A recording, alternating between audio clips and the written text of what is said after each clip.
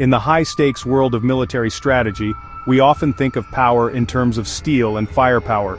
We picture massive aircraft carriers, fleets of destroyers and stealth bombers cutting through the sky. These are the symbols of American might, the pieces on the global chessboard that command attention and project force across continents. For decades, the conventional wisdom has been that these formidable assets are what keep potential adversaries like China in check. But recently, a high-ranking U.S. general turned that entire notion on its head. In a surprisingly candid statement, he suggested that what truly worries Beijing isn't another American carrier group sailing through the Pacific. Instead, China's greatest strategic fear is a nation much closer to its shores, the Philippines. This claim seems at first counterintuitive. How could a nation with a fraction of China's military and economic power pose a greater threat than the world's most advanced naval force? The general's point wasn't about comparing military hardware one-to-one. It was about something far more fundamental and in many ways more potent: strategic positioning and the power of alliances.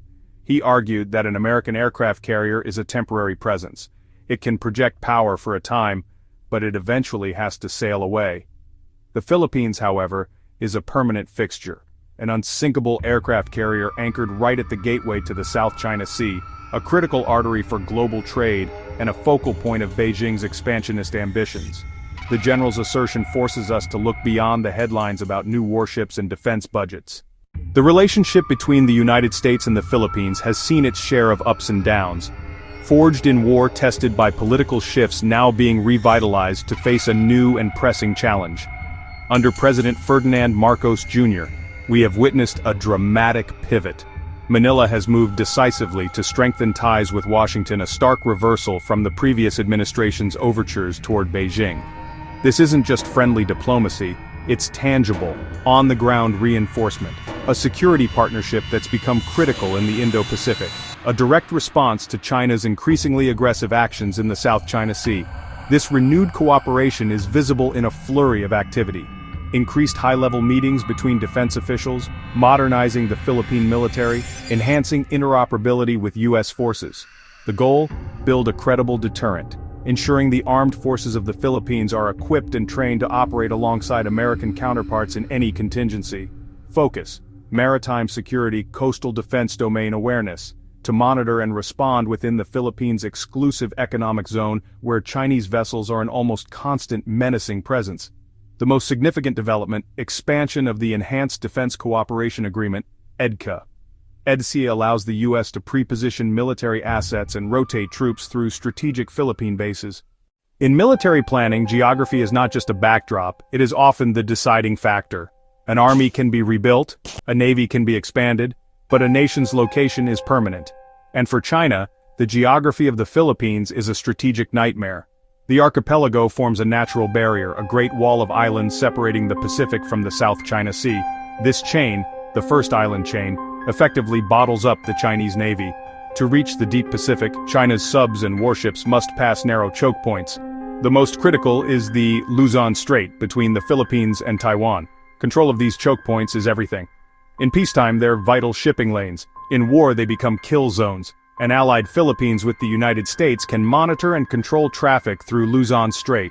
That complicates Beijing's naval ambitions. Their nuclear submarines, needing deep water to hide, can't leave port without being tracked. Their surface fleet could be contained in the South China Sea. This reality undermines China's goal of a blue water navy. The Philippines' sprawling archipelago offers countless sites for mobile, land-based missile systems, small, hard-to-detect units. The strategic partnership between Washington and Manila is not built on handshakes and good intentions, it is cemented in legally binding agreements. At the heart of this alliance is the 1951 Mutual Defense Treaty. This is the foundational document, the ultimate security guarantee. Its language is clear: an armed attack on one party is considered an attack on both. There was long ambiguity about whether this applied to gray zone South China Sea conflicts recently. U.S. officials have publicly affirmed the treaty would be invoked for attacks there, attacks on Philippine Coast Guard vessels, attacks on Philippine military assets. This drew a firm line in the sand. Building on that foundation is the Enhanced Defense Cooperation Agreement, or EDCA, signed in 2014 and fully implemented more recently. EDCA grants U.S. access to Philippine bases for joint training, pre-positioning of equipment, construction of facilities. This isn't about re-establishing permanent bases like Subic Bay Clark Air Base. Instead, EDCA provides a rotational, flexible presence. Expansion to 9 EDCA sites across the archipelago gives the U.S. unparalleled access, allowing rapid deployment in crisis. Natural disaster military confrontation. These agreements are a powerful 1-2 punch. The frequency and scale of joint military exercises have surged, sending a clear message of solidarity and combat readiness. The annual Balikatan, Tagalog for shoulder-to-shoulder exercises, have grown into massive displays of combined military power. In the 2024 exercises and the 2025 exercises, for the first time, drills included simulated retaking of occupied islands and live-fire sinking exercises targeting mock enemy vessels, all conducted in waters facing the South China Sea. These weren't just abstract training scenarios, they were direct rehearsals for the most likely conflict scenarios. A direct response to China's increasingly aggressive actions in the South China Sea. We've all seen the videos, Chinese ships using water cannons, performing dangerous maneuvers and attempting to blockade Philippine vessels in their own exclusive economic zone. But now the response is changing. The Philippine Coast Guard, often accompanied by journalists, is actively documenting and publicizing this aggression, winning the narrative war in global public opinion. In several recent incidents, the presence of the U.S. military has been a crucial factor. U.S. Navy ships have increased patrols in the South China Sea, U.S. Coast Guard ships have too. A military alliance is only as strong as the popular support it enjoys within the host nation.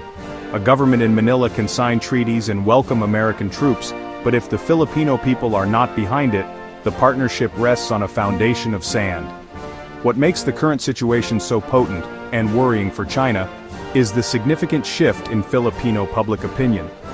For years, there was a vocal and powerful anti-American sentiment in the Philippines, rooted in the colonial past and concerns over national sovereignty. Those concerns haven't vanished, but now they're overshadowed by a more immediate threat: Chinese aggression in the West Philippine Sea.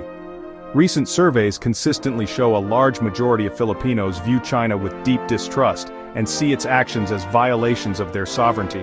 They see the Chinese maritime militia ramming fishing boats and the Chinese Coast Guard blocking their navy. This isn't abstract. It's a direct threat to national pride and to livelihoods. As a result, support for a stronger military and a closer defense relationship with the United States has soared. This public backing gives the Philippine government the political capital to take a firm stance against Beijing and deepen its alliance with Washington. This groundswell of local support is a strategic asset that cannot be overstated. It fuels the morale of the Philippine Armed Forces and the Coast Guard. To truly understand the depth of the US-Philippine relationship, you have to look back more than a century. It's a history that is complex, often fraught, but ultimately defined by a profound and enduring connection. The bond was forged in the crucible of World War II, when American and Filipino soldiers fought side by side against Japanese invasion. The heroic defense of Bataan Corregidor, the Bataan Death March, created a brotherhood of arms that is still remembered and honored today. This shared sacrifice forms the historical bedrock of the Mutual Defense Treaty. It's not just a piece of paper, it's a pact sealed in blood. This historical tie, while strained at times by the legacy of American colonialism and the politics of the Cold War, has never been broken. It has created deep institutional and personal connections between the two countries' militaries. Generations of Filipino officers have been trained in American military academies like West Point and Annapolis. They share a common language, common military doctrines, a common understanding of democratic civilian control of the military. The presence of a large and influential Filipino-American community in the United States also strengthens the bond. These millions of citizens serve as a living bridge between the two nations, advocating for closer ties and ensuring that the Philippines remains a priority in Washington. They are voters.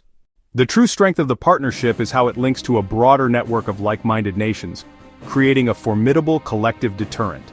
The United States is building integrated deterrence, weaving its alliances into a cohesive whole.